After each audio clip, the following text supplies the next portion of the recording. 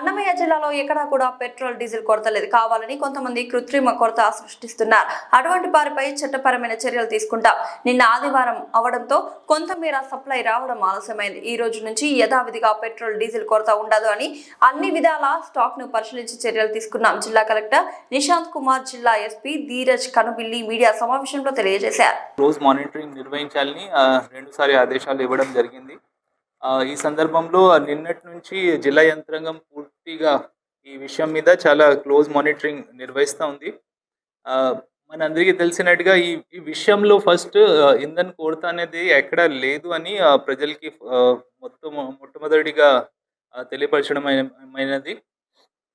మన జిల్లాలో ఈ ఇష్యూ మీద జిల్లా యంత్రాంగం నిన్నటి నుంచి చాలా క్లోజ్ మానిటరింగ్ నిర్వహిస్తూ ఉంది. కంట్రోల్ రూమ్ ఓపెన్ చేయడం జరిగింది.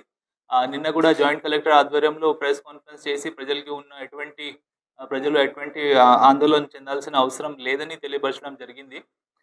ఇప్పుడు దీని సందర్భంగా ఈరోజు మధ్యాహ్నం నుంచి మార్నింగ్ నుంచి మేము కూడా, నేను ఎస్పీ గారు ఇద్దరు కూడా అన్ని వివరాలు చూసుకొని అన్ని లోతుగా దీన్ని పరిశీలిస్తున్నాము.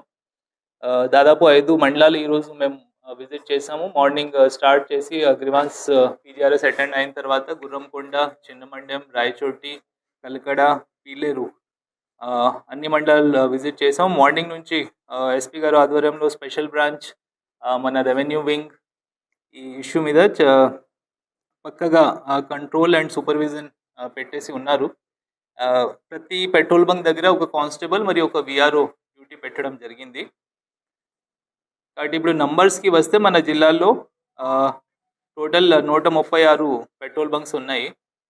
దీనిలో ఐఓసిఎల్ సంబంధించిన 53, హిందుస్థాన్ పెట్రోలియం సంబంధించిన 40, భారత్ పెట్రోలియం సంబంధించిన 43. దీనిలో కొన్ని ఒక స్మాల్ నంబర్ కొన్ని డిస్ప్యూట్ వల్ల non functioning are partnership dispute వల్ల క్లోజ్ అయి ఉన్నాయి.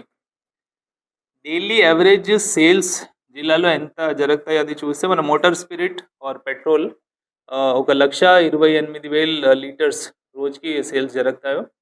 అండ్ డీజిల్ 1,60,000 లీటర్స్ రోజుకి సేల్, 1,60,000.